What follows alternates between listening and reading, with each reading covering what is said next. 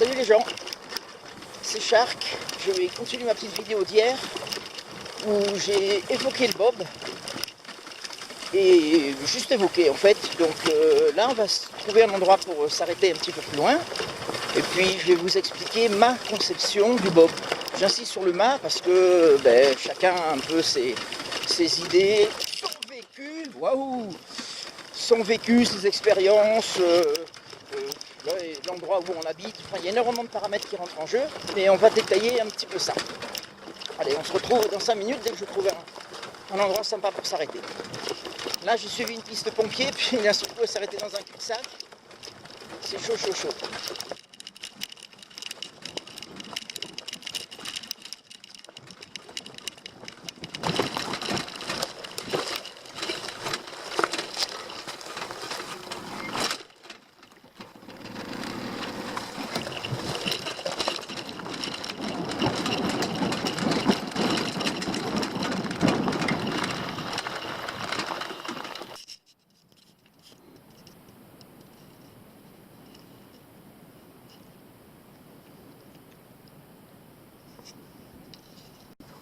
Oui, changement de décor un petit peu, parce qu'en fait, la vidéo que j'ai enregistrée ce matin, mon lecteur de disque, mon logiciel pour créer la vidéo ne veut pas le reconnaître. Donc je recommence tout ce que vous n'avez pas pu entendre sur la première vidéo. Bref, donc j'allais vous parler du Bug Out Bag, qui est un acronyme anglais qui veut dire sac d'évacuation, hein, voilà, et donc le principe, c'est d'avoir un sac toujours prêt pour pouvoir partir très rapidement de sa maison suite à un événement. Alors là, vous avez suffisamment d'imagination.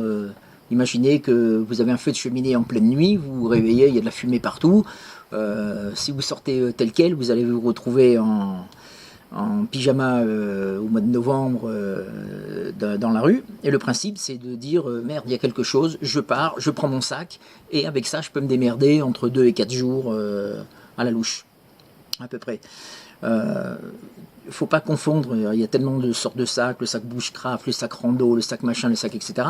Là c'est vraiment un sac qui va permettre de tenir, comme je disais, 3 ou 4 jours pour rallier un autre point, une maison secondaire, une BAD, de la famille, des amis, des secours ou n'importe quoi d'autre. En fait, de pouvoir subvenir à ses besoins pendant un certain temps. Donc, je vais commencer par la fin, en fait, par le sac. C'est souvent des gens disent, je vois sur les forums, qu'est-ce que vous me conseilleriez comme sac, qu'est-ce que vous pensez de tel modèle, etc.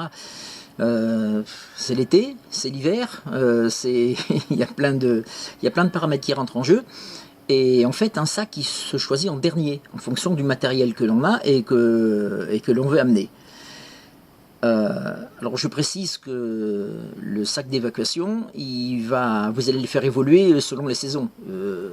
En hiver, c'est pas la peine de garder le duvet d'été que vous aurez mis en été, et puis réciproquement, ça serait con de se retrouver à moins 15 degrés avec un duvet qui fait 500 grammes et qui va vous protéger jusqu'à 5 ou 10 degrés, et réciproquement, je vous assure que en été, dormir dans un Carinthia Défense 4 ou Survival One, c'est pas jouable du tout, quoi. Donc le sac il se prend en dernier. Autre chose, le sac doit être assez grand pour loger tout le matériel qu'on a en bordel. Petite anecdote, il y a quelques années, j'ai voulu voler de l'aiguille du Midi. Donc j'avais mon grand sac avec le parapente, la tente, le machin, patin couffin et tout. J'arrive là-haut, je monte la tente au fond d'une petite crevasse, tout ça. Et puis dans la nuit, grosse tempête. Et le matin, 40 km/h de vent, enfin c'était impossible de voler. Donc j'ai replié tout mon matériel pour redescendre dans la vallée. Sauf que la veille, j'avais fait mon sac dans mon salon, j'avais bien plié la voile, j'avais bien plié la tente, bien plié le sac de couchage, tout bien, ça rentrait au micro-poil en forçant un petit peu. à 7 heures du matin dans la tempête par moins 15 degrés, quand vous avez l'onglet, que la tente elle est trempée, qu'elle est pleine de neige et tout, vous essayez de vous démerder, de plier ça en gros, de bourrer dans le sac, et puis forcément ça rentre pas. Donc vous attachez avec des bouts de ficelle, la tente, le duvet autour du sac et tout, c'est la merde quoi. Donc pour reprendre le même principe, vous êtes un peu en panique, vous partez, et le lendemain ou le surlendemain, vous êtes obligé de repartir vite fait pour une raison ou pour une autre, et là il faut pouvoir prendre toutes les affaires, les prendre, les foutre dans le sac pour pouvoir se barrer. Donc un sac suffisamment grand pour tout le matériel. Voilà. Un sac d'évacuation, alors là je vais en faire bondir certains, mais ça pèse pas 30 kg en ayant tout le matériel, non ça pèse pas, même pas 25 kg ou même 20 kg. Un sac d'évacuation, on va dire que c'est raisonnable à 14-15 kg en hiver et aux alentours des 10 kg en été. Alors après, il y a des puristes qui vont dire oui, moi j'arrive à temps et tout. Je veux bien, moi je parle pour le lambda, le Pékin moyen, avec le matériel, pas forcément le dernier bidon en titane ou le truc en duvet XX Lite, enfin tout ce qu'on veut. Ce sont des chiffres qui sont à peu près raisonnables. On peut être amené à se mouvoir rapidement si possible ou sur de longues distances. Et moi, les mecs sur les forums qui disent « Ouais, moi je suis un costaud, moi avec mon pote, on a 25-30 kilos et on trace et tout. » Ouais, c'est bien quand t'as 25 ans, quoi. On en reparlera quand tu auras de l'arthrose et les genoux en vrac. C'est pas raisonnable. Et puis même, un mec qui est costaud avec 25 kilos, il sera encore plus costaud avec 15 kilos. C'est pas le même plaisir, c'est pas le même... voilà. Et je vous assure qu'avec 14 kilos ou 10 kilos en été, on a tout ce qu'il faut. Alors justement, qu'est-ce qu'il faut ? J'ai pas envie de vous donner la liste type de ce qu'il faut et tout. Je préfère que les gens réfléchissent par eux-mêmes. Je leur donne les objectifs à atteindre et puis après ils mettent ce qu'ils veulent comme matériel. Moi personnellement, voilà, je dis qu'est-ce qu'il faut. Je pars de chez moi et tout. Bon, on peut admettre qu'on est en slip, si on dort en slip dans son lit et il y a de la fumée, on sort et voilà. On peut être amené à s'habiller. Pour moi, il faut un rechange propre, un jean propre, un sweat, une petite veste, une slip, chaussettes, t-shirt, voilà, etc. Ça, c'est la première raison. C'est la raison tout de suite, on peut avoir besoin parce qu'on est parti très vite de chez soi. C'est la première raison. La deuxième raison, c'est que si on traverse des contrées inhospitalières, qu'on est plein de boue, on est passé à travers des ronces, on est tout déchiré de partout et tout, si on peut faire un petit brin de toilette et puis se mettre un peu propre avant de retrouver la civilisation, imaginez en pleine nuit ou n'importe quoi, il y a un mec qui frappe à vos carreaux parce qu'il a un souci et le mec il est tout crado, il est plein de boue, il est vêtements déchirés, etc. Vous aurez peu tendance à vouloir lui ouvrir. Il y a une expérience qui a été faite il y a quelques temps, le même mec, je dis bien le même mec, habillé en clodo ou habillé en costard-cravate et qui a simulé un malaise sur la voie publique. Personne s'est approché du clodo, les gens le détournaient soigneusement, le mec en costard-cravate, les gens sont venus voir ce qu'ils pouvaient avoir comme malaise, quoi. C'est malheureux à dire, mais l'apparence, ça a de l'importance. Donc moi je prévois un rechange complet. Ensuite, on imagine qu'on est la nuit, la plus souvent c'est ça, donc une frontale,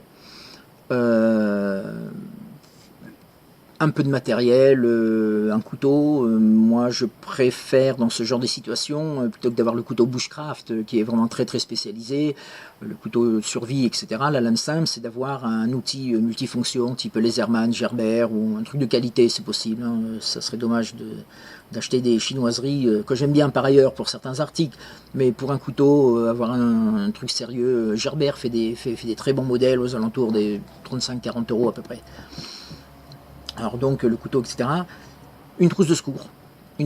Alors c'est pas la peine d'avoir un truc de 3 kg, on n'est pas médic forcément, mais d'avoir une compresse hémostatique, 3 ou 4 compresses normales, une bande pour pouvoir fixer ça sur une blessure un petit peu sérieuse, un truc pour désinfecter à la limite, quoique c'est pas le plus important à la limite, mais bon, admettons un petit truc pour désinfecter, 2-3 pansements, un compide, un garrot éventuellement. Alors dans ce cas précis, je préconise pas forcément le garrot 4, le garrot type militaire avec le tourniquet, etc., qui a une utilisation vraiment trop spécifique, mais un garrot type SWAT qui est une bande de caoutchouc de 10 cm de largeur à peu près sur 1,50 m de longueur, avec lequel on peut faire beaucoup de choses. Je ne vais pas vous détailler ce que c'est là, il faudrait assister à mes cours de secourisme éventuellement. Mais celui qui sait s'en servir, oui, ça peut servir de bande, ça peut servir de plein de plein de choses. Donc une petite trousse de secours, la frontale, ouais, ok. Et de quoi dormir. Donc de quoi dormir, c'est un matelas. Je préconise plutôt le matelas mousse que tous les autres systèmes. Le système autogonflant est très bien, mais il est plus encombrant. Le système gonflant, il est plus léger, il prend pas de place quand il est déplié et tout, mais il n'est pas fiable. Et pratiquement tous les bivouacs que j'ai fait avec, je me suis retrouvé à dormir sur le sol. Et quand à 2 h du matin vous vous retrouvez à dormir sur la glace et que vous chaussez les skis pour descendre dans la vallée parce que c'est plus tenable, la mousse c'est pas mal, c'est pas cher et c'est pas mal. Donc le duvet adapté à la saison. Alors je ne vais pas vous faire un cours entre les duvets synthétiques ou les duvets plumes. Moi je préconise dans ce cas-là plutôt les duvets synthétiques parce qu'ils sont assez peu sensibles à l'humidité. Alors que si jamais vous ramassez une rincée ou vous êtes obligé de traverser une rivière ou que sais-je et que votre duvet en duvet est trempé, là c'est mort quoi, il ne vous sert plus à rien.